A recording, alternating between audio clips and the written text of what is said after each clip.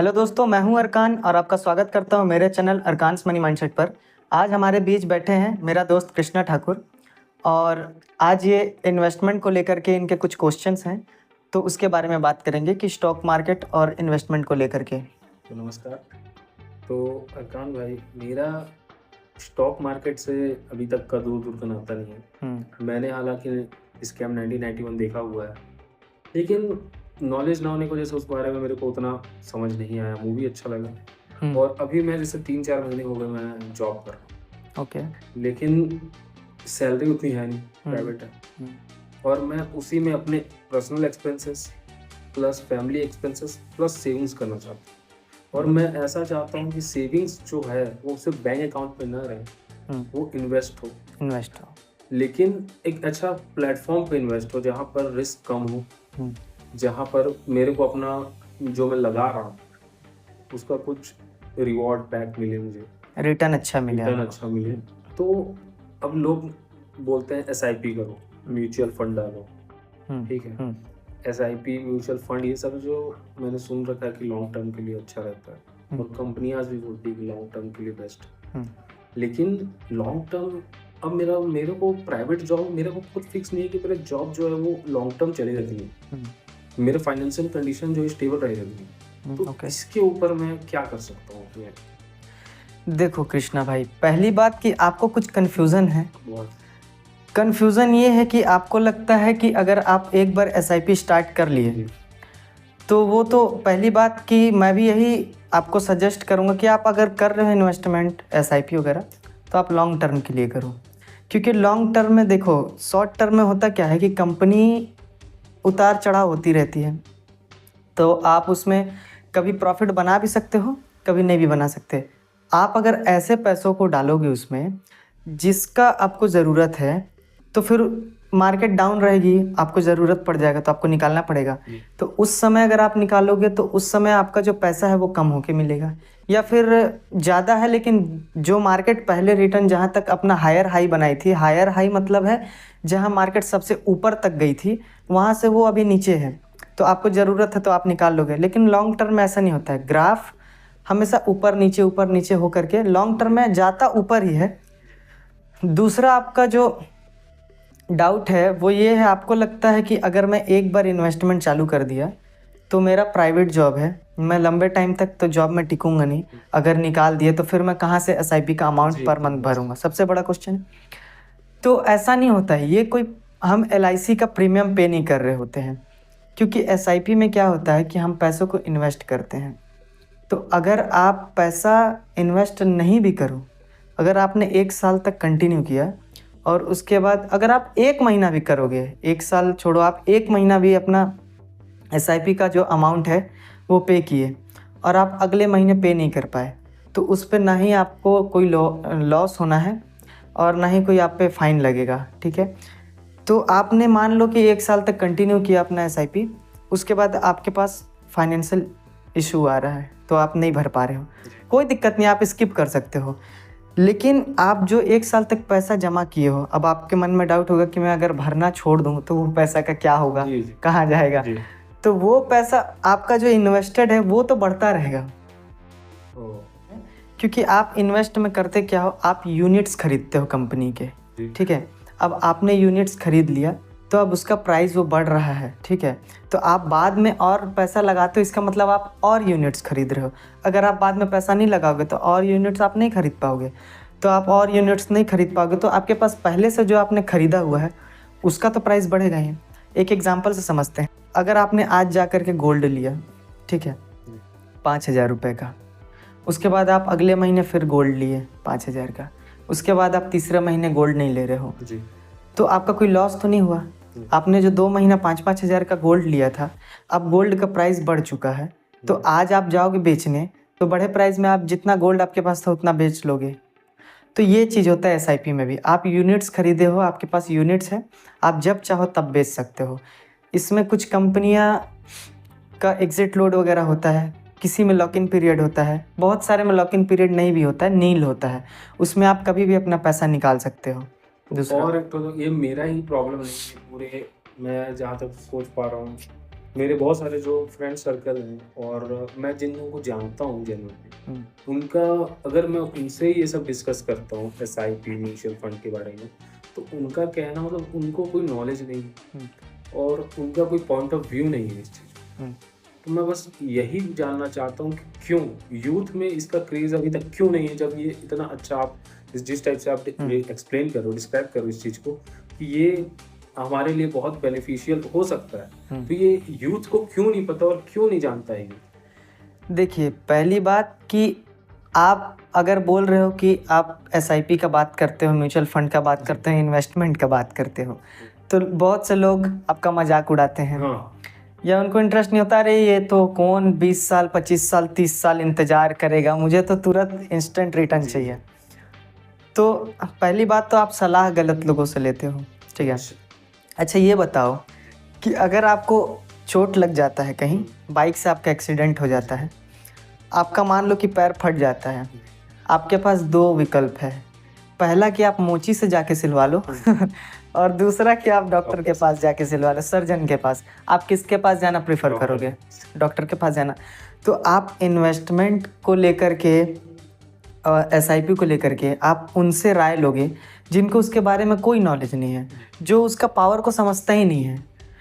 अब आप अपने दोस्त से पूछोगे कि भाई कंपाउंडिंग का पावर क्या होता है, अब उसको कंपाउंडिंग का पावर नहीं पता है, तो वो तो यही बोलेगा, या फिर अगर वो शुरू कर भी लेता है एसआईपी किसी के कहने पे जी, कि आप एसआईपी करो आपको बहुत बेनिफिट मिलेगा, लेकिन वो 1 साल करेगा और उसको बहुत छोटा सा रिटर्न मिलेगा, वो बोलेगा अरे यार ये इससे ज़्यादा तो मैं ऐसे ही कमा लेता हूँ। लेकिन जो व्यक्ति कंपाउंडिंग का पावर को समझता है वो इंसान उसमें टिके रहता है लंबे समय तक, क्योंकि मैंने अपने पहले वीडियो में दिखाया है, एक पावर ऑफ कंपाउंडिंग करके वीडियो है, अगर आप उसको देखोगे तो उसमें आपको जो लास्ट के ईयर है उसमें आपको समझ में आएगा।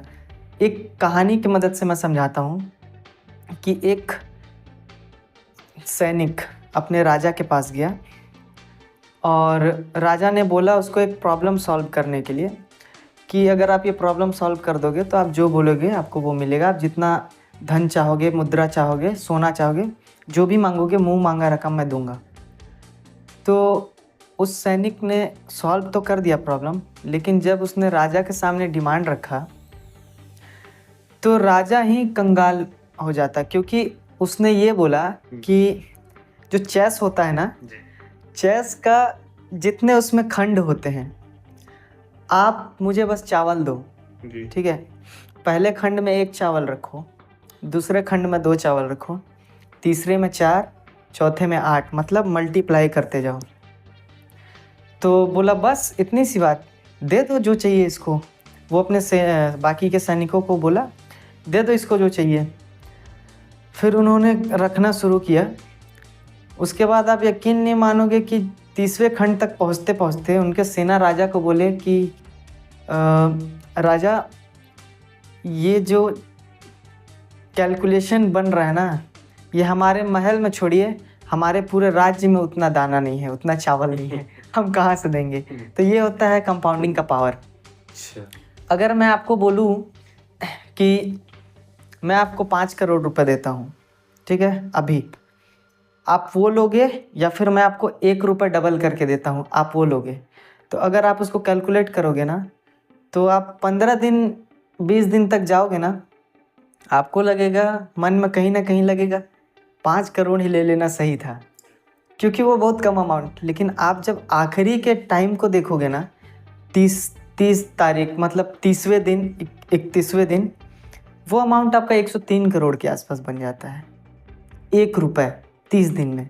तो आपने कितना का लॉस किया 5 करोड़ लेकर के, सिर्फ ये सोच करके कि ये 1 रुपये 30 दिन में क्या ही बन जाएगा। आज 1 रुपये मिल रहा है, कल 2 रुपये मिलेगा, परसों 4 रुपये मिलेगा, तो ऐसे करके 30 ही दिन तो देगा वो, तो कितना ही बन जाएगा, लेकिन ये बहुत बड़ा अमाउंट बन जाता है। तो ये है कंपाउंडिंग का पावर। तो ये सबसे बड़ा मेरा जो प्रॉब्लम था उसके बारे में आपने जो बात कर दिया, लेकिन और बहुत सारे मेरे मन में थॉट्स हैं इस चीज़ को लेके। जब से मैंने कमाना शुरू किया है और जब से मैं सेविंग के बारे में सोचा, ठीक है, तो सेविंग को लेकर एक तो आपने अभी तक इन्वेस्टमेंट एसआईपी के बारे में बता दी, हाँ। मुझे अब अपनी सेविंग्स के बारे में आपने वीडियो में बताया है, लेकिन एक्चुअल में मैं उसको कैसे कर सकता हूँ? पहले आप बताओ, आपको सेविंग करना है कि इन्वेस्टमेंट करना है? इन्वेस्टमेंट करने के लिए भी सेविंग तो करना हाँ। पड़ेगा आपको, ठीक है। अपने एक्सपेंसेस को कम देखो, करूं। ये आपको एक मैं पर्सनल फाइनेंस रूल बताता हूँ। पहली बात कि आपको अपने लाइफ में, अगर आप अपनी लाइफ की शुरुआत कर रहे हो, आप शादी कर रहे हो और आप अपनी फैमिली बनाने वाले हो, तो आपको देखो, आप अगर स्टॉक मार्केट जानते हो, समझते हो, तो आप डायरेक्ट शेयर खरीद सकते हो, जिसका आपको नॉलेज है कि ये शेयर अभी आगे बढ़ने वाला है। अगर आपको नॉलेज नहीं है और आप उसको हमेशा बैठ करके मेंटेन नहीं कर सकते कि कौन सा शेयर मेरे को खरीदना है और कौन सा कब बेचना है, तो मैं आज आपको सबसे बेस्ट रूल बता देता हूँ और आप लोगों को भी बता देता हूँ। सबसे जो बेहतरीन हमारा SIP होता है वो होता है इंडेक्स फंड। जी। ये इंडेक्स फंड क्या होता है? ये इंडेक्स फंड होता है आपका जो भारत की टॉप 50 कंपनी है, इन कंपनियों में आपका पैसा निवेश हो जाएगा। जी जी। तो अब जब ये भारत की टॉप 50 कंपनी में हो जाएगी, तो भारत जो हमारा चल रहा है ये उन्हीं 50 कंपनी के भरोसे चल रहा है, ठीक है। अगर ये कंपनी डूब जाएगी तो ये भारत भी ख़त्म। ऐसा? हाँ, या फिर कुछ बहुत बड़ा प्रॉब्लम आ जाए हमारे देश में, तभी ये सब हिलेंगी कंपनियाँ। और इसमें होता क्या है कि बाकी के जो कंपनी होती है, जो म्यूचुअल फंड कंपनियाँ होती हैं, वो उसमें मैनेजर होता है और वो मैनुअली शेयर को पिक करता है कि मुझे किसका शेयर लेना है। जैसे कि मुझे IT सेक्टर का लेना है, इन्फोसिस का लेना है, या मेडिकल का लेना है, या कंस्ट्रक्शन में लेना है ना, या रियल इस्टेट में लेना है, ऐसे करके वो पिक करता है मैनुअली। लेकिन इंडेक्स फंड में क्या होता है, निफ्टी 50 आपने सुना होगा। जी जी। तो निफ्टी 50 में आपका पैसा इन्वेस्ट होता है और इंडेक्स फंड का मतलब वो 50 कंपनी का वो एक इंडेक्स बन जाता है। एग्जांपल बता सकते हैं? एग्जाम्पल, कौन सी कंपनी से?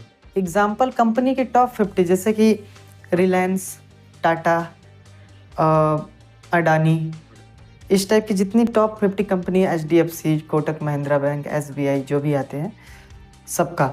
अब इसमें होता क्या है ना कि जब भी अगर आप एक भी कंपनी ख़राब परफॉर्म कर रही है तो वो ऑटोमेटिक वो 50 के लिस्ट से हट जाएगी और जो 51 वाली थी वो ऊपर आ जाएगी। मतलब अगर आप अच्छा परफॉर्म नहीं कर रहे हो तो वो ऑटोमेटिक वो लिस्ट से हट जाएगी और दूसरी कंपनी आएगी और आपका पैसा उसमें इन्वेस्ट होगा, और ये ऑटोमेटिक रहता है। इसको कंट्रोल करने के लिए बस एक ही रहते हैं उसमें मैनेजर, वही पूरा कंट्रोल करते हैं इसको। और आपका सवाल है कि मैं कैसे कर सकता हूँ, तो जो आपको सबसे ज़रूरी चीज़ मैं जो बता रहा था आपको अपने लाइफ में सबसे पहले जी। अपना टर्म इंश्योरेंस लेना है, अपना हेल्थ इंश्योरेंस लेना है, ठीक है। और आप अभी ईयरली एज में हो, आप जॉब कर रहे हो, तो आप अपना पैसा को इन्वेस्ट करो। इन्वेस्ट आप बहुत सी चीज़ें मैं आपको बताता हूँ वीडियो में अभी आगे। और आप अपना इमरजेंसी फंड बनाओ। तो ये एक होता है पर्सनल फाइनेंस कि हम, और ये पर्सनल फाइनेंस आप लोगों को भी समझना बहुत ज़रूरी है, क्योंकि ये पर्सनल फाइनेंस से ही आप दुखी नहीं रहोगे, नहीं तो आप हमेशा परेशान रहोगे पैसों को लेकर के। क्योंकि पैसा कैसे काम करता है ये आपको सीखना बहुत ज़रूरी है, और पैसों से पैसा बनाना भी बहुत ज़रूरी है। आप बस ये सोचोगे कि नहीं मुझे जो पता है वो इनफ है, तो आप कभी भी पैसा बनाना, पैसा संभालना नहीं सीख पाओगे, और पैसों से पैसों को अट्रैक्ट करना नहीं सीख पाओगे। आप पैसा कमाओगे, कभी पैसा बना नहीं पाओगे। आपको फाइनेंस सीखने के बाद आपका पैसा आपके लिए काम करेगा। अभी आप पैसों के लिए काम कर रहे हो, लेकिन जब आप फाइनेंस सीख जाओगे अच्छे से तो आपका पैसा आपके लिए काम करेगा। आप जब सो रहे होगे तो भी आपका पैसा आपके लिए काम करेगा, लेकिन आप अभी एक्टिवली काम कर रहे हो, आप अपना टाइम बेच रहे हो, तब आपको पैसा मिल रहा है, ठीक है। तो बात करते हैं ये टर्म इंश्योरेंस क्या होता है। तो ये टर्म इंश्योरेंस वो इंश्योरेंस है जो आपको एजेंट मिलेंगे, वो आपको एंडोमेंट प्लान सजेस्ट करेंगे कि आपका जो भी प्रीमियम है वो आप पे करो, उसके बाद आपका जब मैच्योरिटी हो जाएगा तो उस पर इंटरेस्ट वगैरह लगा के उसको पैसा मिल जाएगा, ठीक है। लेकिन टर्म इंश्योरेंस ये होता है कि आप जो भी अमाउंट पे कर रहे हो और आप जितने साल के लिए लिए हो, उतने साल में अगर खुदा न खास्ता आपको कुछ भी हो जाता है तो आप जो भी एक सर्टन अमाउंट का इंश्योरेंस अपना कराए रहोगे, वो पैसा आपकी नॉमिनी को, आपकी फैमिली को मिल जाएगा। तो लाइफ इंश्योरेंस या हेल्थ इंश्योरेंस ही हो गया? नहीं, हेल्थ इंश्योरेंस अलग है, बता रहा हूँ अभी आगे मैं आपको। अभी जो लाइफ इंश्योरेंस होता है वो आपकी लाइफ को कवर करता है।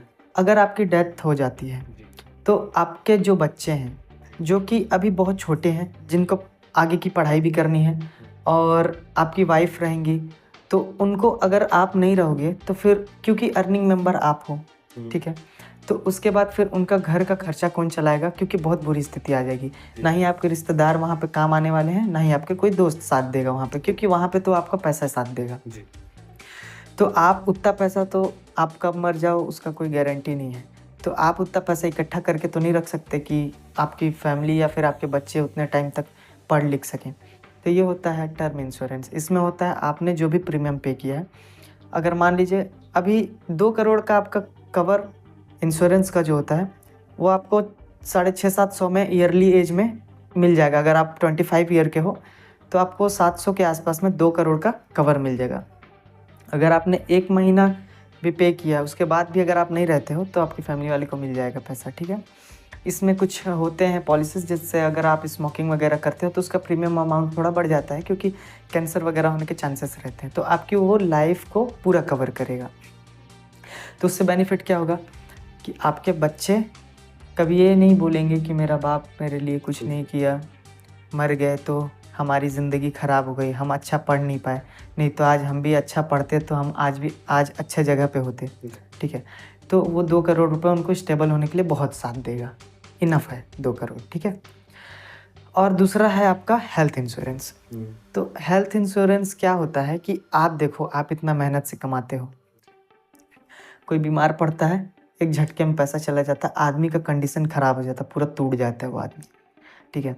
तो हेल्थ इंश्योरेंस क्या होता है कि आप हेल्थ इंश्योरेंस अगर अपना करवाते हो, अपना नहीं, हेल्थ इंश्योरेंस आप अपना और अपनी पूरी फैमिली का कवर लोगे, और वो आपका 6,000 रुपये साल का दोगे, कवर हो जाएगा। और उसमें आपकी फैमिली में कोई भी बीमार पड़ेगा तो उसका पूरा ट्रीटमेंट का जो खर्च है वो कंपनी उठाएगी, चाहे कुछ भी हो जाए।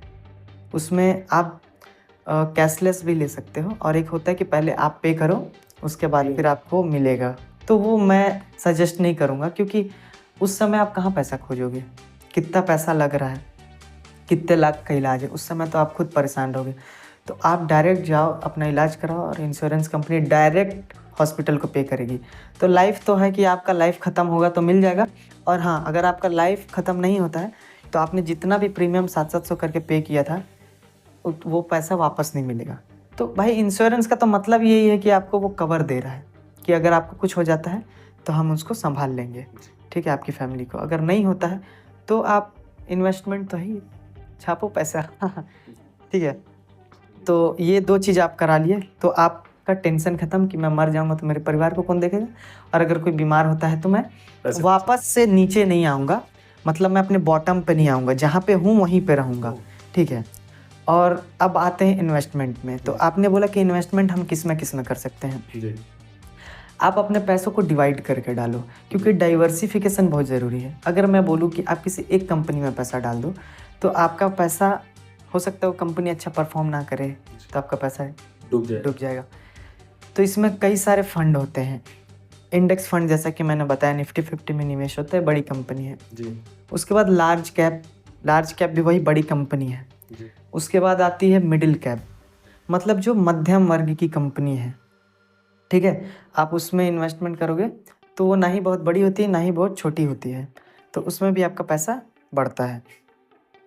और बहुत ज़्यादा बढ़ता है स्मॉल कैप कंपनी में। वो बहुत छोटी कंपनी रहती है, तो कंपनी छोटी है, उनको काम करने के लिए बहुत सारा कुछ है अभी, तो आप छोटे पैमाने पे उनको पैसा देते हो, तो फिर वो जब बड़ी होती है तो आपका रिवॉर्ड भी बड़ा होता है, आपका रिटर्न भी ज़्यादा आता है, ठीक है। उसके बाद आपको और सेफ चलना है तो आप डेब्ट फंड में जा सकते हो। तो डेब्ट फंड मतलब हो गया आपका जो पैसा आप इन्वेस्ट किए हो वो जिनको लोन चाहिए उनमें डिस्ट्रीब्यूट हो जाएगा, तो लोन का पैसा तो फिक्स होता है, तो वो पैसा ऊपर नीचे होता नहीं, वो एक Interest स्टेबल होता रहता है। हाँ, आपको 12% का इंटरेस्ट मिलेगा पर जैसे कि अगर मैंने लोन मतलब मैंने इन्वेस्ट करा, हाँ। उस कंपनी ने लोन डाइवर्ट किया, तो वो कंपनी मुझे एक बार मतलब जितने डाइवर्जन है उतने हिसाब से कि मुझे इंटरेस्ट मिलता है। आपका जो अमाउंट है ना, जी। उस पे आपको इंटरेस्ट मिलेगा। ओके। आपका अगर 1,000 रुपये है तो अगर उस पर 12% मिल रहा है तो आपको 120 रुपये इंटरेस्ट आएगा, तो आपका 1120 रुपये टोटल होगा। तो वो स्टेबल रहता है, क्योंकि जो लोग लोन लिए हैं वो लोग अमाउंट पे करते हैं तो आपको आता है। तो आप अपने पैसों को तोड़ तोड़ के डालोगे, कुछ पैसों को आप बड़ी कंपनी लार्ज कैप में डालोगे, कुछ पैसों को आप मिड कैप में डालोगे और कुछ को स्मॉल कैप में, क्योंकि अगर स्मॉल कैप कुछ कमाल का करती है तो आपको बड़ा रिटर्न मिलेगा। और आप ज़्यादा पैसे को भी स्मॉल कैप में नहीं डाल सकते, क्योंकि छोटी सी भी नेगेटिविटी आने से मार्केट में सबसे पहले गिरती है स्मॉल कैप ही, क्योंकि छोटी कंपनी उन पर ज़्यादा इफेक्ट पड़ता है। उसके बाद डेब्ट फंड तो आपका स्टेबल हो गया। उसके बाद आता है लिक्विड फंड। अब लिक्विड फंड आपका जो है वो आप कभी भी चाहो तो निकाल सकते हो, वो आप ऐसा पैसा रखो जो कि आपको चाहिए हो, निकाल लो उसमें, क्योंकि आप जनरली ये सब small cap mid cap large cap company जो उसमें आप अगर विड्रॉल करते हो तो 2 से 3 दिन लगता है पैसा आने में, ठीक है। और उसके बाद हम बात करते हैं, आपको अपना एक इमरजेंसी फंड रेडी रखना पड़ेगा। ऐसा फंड कि कभी भी प्रॉब्लम आने के बाद आप उस फंड को तोड़ो और अपना काम करो, उसका आप एफडी कराओ। एफडी को लोग बेकार बोलते हैं, लेकिन एफडी कराना भी एक उचित माना जाता है इमरजेंसी फंड के लिए। तो देखो, आप एफडी कराओगे तो आपका पैसा आप रात को 12 बजे चाहोगे तो 12 बजे आपका पैसा विड्रॉल हो जाएगा, ठीक है, आपके अकाउंट में आ जाएगा। आप एक क्लिक करना है मोबाइल से, आपका अकाउंट में पैसा आ जाएगा। और एफडी के लिए इसलिए बोल रहा हूँ क्योंकि इमरजेंसी फंड है, वो आप रेगुलर यूज़ करोगे नहीं एक्सपेंसेस के लिए, तो इन्फ्लेशन के वजह से वो पैसा कम होता जाएगा। तो इन्फ्लेशन क्या है, हमको जो सेविंग अकाउंट है उसमें मिलता है 2.5% का इंटरेस्ट, और इन्फ्लेशन हमारा 6% का है, तो हमको 4% हमारा पैसा कम हो जाता है।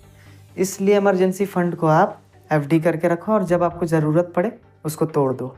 इन्फ्लेशन क्या होता है? इन्फ्लेशन है महंगाई दर। इसको हम इस तरह से समझ सकते, जब हम 2010 में थे तो हम 1,000 रुपये में कितना सामान खरीद सकते थे, कितना किलो आलू खरीद सकते थे, और आज हम वो 1,000 में कितना सामान खरीद सकते हैं। तो वो महंगाई दर है, वो बढ़ता जा रहा है, अभी 6% का है। और हमको जो बैंक ब्याज देती है हमारे सेविंग अकाउंट पे वो 2.5% का देती है। तो ये इन्फ्लेशन की वजह से हमारा पैसा सड़ता है बैंक में, कम होता जाता है, वो बढ़ता नहीं है। और एफडी करोगे आप इमरजेंसी फंड में, क्योंकि आपको वो तत्काल रात को 12 बजे भी ज़रूरत पड़ सकती है, तो आप उसको तोड़ सकते हो। तो उसके लिए होता है इमरजेंसी फंड का एफडी में करो। मैं एफडी को तत्काल 12 बजे तोड़ता हूँ, मैंने किसी पर्पज से एफडी कराई हुई और मेरे को इमरजेंसी पड़ा, मैं उसको तोड़ा, तो क्या मैंने मान लो मैंने 5 साल की एफडी कराई, मैं उसको 2 साल में तोड़ता हूँ। मैं जो 2 साल का जो मेरा जब मैंने एफडी कराई और 2 साल तक जब मैंने उसको तोड़ा, तो उस 2 साल के पीरियड में मुझे क्या बेनिफिट होगा? आपको जो एफडी तो फिक्स रेट ऑफ इंटरेस्ट देती है जी। अगर आपको उस 6% का है, अगर वो बोलती है कि 6% देगी एफडी कंपनी, तो आपको 6% उस पर मिलेगा। आपने जितना दिन कंटिन्यू किया है उतना दिन पे मिलेगा। या फिर अगर वो उसमें फ़ाइन भी लगता है, अगर आप एक जो आपका डेट है उससे पहले आप प्री मैच्योर विड्रॉल कर लेते हो, है ना, सरेंडर कर देते हो, उसको तोड़ देते हो, तो आपका 1% कट जाएगा, मान लो टैक्स, या फिर उनका जो एग्जिट लोड है वो कट जाएगा, लेकिन आपको पैसा तुरंत मिल जाएगा, आपका काम हो जाएगा, आपका जो पूंजी है वो कम नहीं होगा। ठीक है, तो अब मैंने सेविंग्स और पब्लिक के लिए तो बात करी, लेकिन अब मेरा इंटरेस्ट है और क्यूरियोसिटी है बड़ी बड़ी टॉप जो कंपनीज है उसके बारे में कि टॉप जो कंपनीज होती है, मैंने कहीं से सुन रखा है, शायद आप ही से सुना है था कभी भी, कि टॉप कंपनीज जो है वो अपने जेब से कोई पैसा नहीं खर्च करते। हाँ, सच्चाई आप देखिए, ये जो बड़े बड़े उद्योगपति हैं ये अपने जेब से पैसा लगा करके बिजनेस नहीं करते, और इनका जो हम नेटवर्थ सुनते हैं कि 1000 करोड़ इनका नेटवर्थ है, वो नेटवर्थ उनके, पहली बात मैं क्लियर करूँ कि वो बैंक अकाउंट का बैलेंस नहीं होता है, उसको नेटवर्थ नहीं बोलते, उनकी कुल संपत्ति होती है वो। मतलब अगर एसेट्स, जी एसेट्स, अगर उनकी कंपनी है रिलायंस की, तो अगर फॉर एग्जांपल वो 1000 करोड़ के मालिक हैं, तो वो 1000 करोड़ उनके बैंक अकाउंट में पैसा नहीं है, उनका शेयर है उसके अंदर। उन्होंने उतना शेयर खरीद के रखा है, उनके पास उतना गोल्ड है, एसेट्स हैं उनके पास। तो वो एसेट्स को कैलकुलेट करके एक अनुमान लगाया जाता है कि ये इनका नेटवर्थ इतना है। और वो हमेशा लोन लेकर के अपना बिजनेस करते हैं, और लोन लेकर के बिजनेस करना बहुत फ़ायदेमंद होता है। लेकिन अगर कभी बिजनेस में लॉस हुआ तो लोन का अमाउंट भी तो सर पे चढ़ जाता है। देखिए, नॉर्मल लोगों के लिए लोन और बिजनेसमैन लोगों के लिए लोन, जी दोनों के लिए अलग अलग रूल्स होते हैं। बैंक कभी भी नहीं चाहेगी कि मैंने जिसके ऊपर पैसा इन्वेस्ट किया है उसका लॉस हो। जी उसको और पैसा का ज़रूरत पड़ेगा, वो और पैसा देगी। और एक नॉर्मल पर्सन अगर पैसा नहीं भर पाता है तो उसके घर पे जा कर के उसको गाली गलौज दे करके उससे पैसा लिया जाता है। लेकिन बड़े बड़े उद्योगपति को इसलिए दिया जाता है क्योंकि वो उनका पैसा लेंगे और उससे अपना बिजनेस आगे बढ़ाएंगे, तो इनको भी प्रॉफिट मिलेगा। और ये लोग अधिकतर लोन लेकर के कम करते हैं, ये शेयर बांट देते हैं, क्योंकि अगर आप लोन लोगे तो आपको उसका इंटरेस्ट देना पड़ेगा। लेकिन अगर आप शेयर बांटते हो, अगर आपकी कंपनी है, आपको पैसों की ज़रूरत है, अगर आपको 1 लाख करोड़ की ज़रूरत है, आप 1 लाख करोड़ का शेयर आप अपना IPO लेकर के आ गए। अब 1 लाख करोड़, बहुत से लोग जो हैं वो लोग शेयर खरीद लेंगे, कोई 10, कोई 20, कोई 100 शेयर, तो बहुत सारे लोग मिल करके खरीदेंगे, तो एक पैसा आ गया आपको बिज़नेस चलाने के लिए।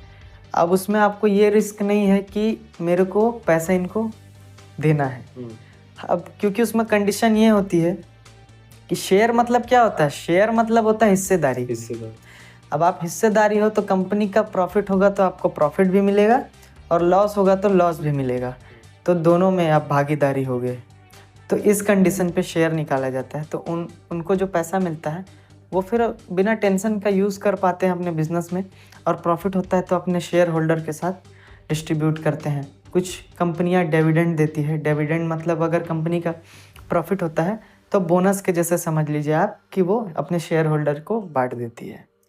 लेकिन अगर ये कंपनीज जो है, अगर मान लीजिए ये कंपनीज अपना बिजनेस चला रही और कभी मतलब लोन ली हुई, जैसे हमने 90 मतलब मूवी गई थी, चलिए बात छोड़ते हैं, मैंने बहुत सारी सुन रखा है, कोई कंपनी दिवालिया हो गई, बैंकरप्ट हो गई, जैसे आपने जो इंडिया के सबसे बड़े अपने बिजनेसमैन टॉप पे चल रहे हैं, उन्हीं के जो छोटे भाई, तो उनका नाम लोग कमेंट में गैस कर लेंगे, तो उनका जो चल रहा है फंडा, ऐस में जी भी रहे हैं, उनको देख रहे हैं अपन नाचते गाते हैं, शादी वादी में देख रहे हैं और ऐसा सुना जाता है कि उनपे डेब्ट भी है, बैंक का डेब्ट है, लेकिन फिर भी इतना खुले माइंड। पर आप सोचो ना कि उनका जो नेटवर्थ है वो करोड़ों में है जी, लाखों करोड़ों में है उनका नेटवर्थ, लेकिन फिर भी उनके ऊपर डेब्ट है। तो ये अपना खर्चे लोन लेकर के चलाते हैं। जैसे कि मैंने आपको बताया जो एक बड़े भाई हैं टॉप कंपनी के मालिक, उनके जो छोटे भाई हैं, उनकी कंपनी जो है वो बैंकरप्ट घोषित है है ना, फिर भी वो अपनी लाइफस्टाइल मेंटेन कर रहे हैं, तो उनके पास क्यों नहीं जाती बैंक? देखिए, होता क्या है कि जो ये बैंकरप्ट होते हैं, आप अगर अपनी कंपनी के नाम पे कुछ भी लेते हो तो आप बैंकरप्ट हो रहे हो, तो आप कंपनी से बैंकरप्ट हो रहे हो, उसमें बैंक आपके निजी चीज़ों को हाथ नहीं लगाएगी। अगर आपने प्राइवेट कुछ लिया है अपना, तो आपको प्राइवेटली वो नहीं आकर के आपका घर को जब्त करेगी या आपके पैसों को या आपकी गाड़ी को जब्त नहीं करेगी, क्योंकि वो आपका पर्सनल एसेट्स है, ठीक है। और जो आपका कंपनी का है, जो बिजनेस का है, वो सब होंगे आपके। इसलिए बहुत से लोग अपने कंपनी को छोड़ करके, अपने बिजनेस को छोड़ करके भाग जाते हैं जी, क्योंकि वो बिजनेस के नाम पे लोन लेते हैं वो लोग। लंदन, हाँ लंदन शिफ्ट है, तो ऐसे वो लोग करते हैं, तो प्राइवेटली नहीं होता है, बैंकक्रफ्ट इंसान बिजनेस से होता है। चलिए, बहुत अच्छा लगा आज आपके पॉडकास्ट में आकर, आपके स्टूडियो में आकर। आई होप आपको मैं अच्छे से समझा पाया हूँ। जी जी, बहुत बहुत। और अगर आपका कोई क्वेश्चन हो तो आप पूछ सकते हैं। तो मिलते हैं हम नए वीडियो में। आज के लिए बस इतना। अगर वीडियो अच्छी लगी हो तो लाइक करें, सब्सक्राइब करें अरकान्स मनी माइंडसेट चैनल को, और अपने फ्रेंड के साथ शेयर करें। और अगली वीडियो आने तक खुद का ख्याल रखें। Thank you.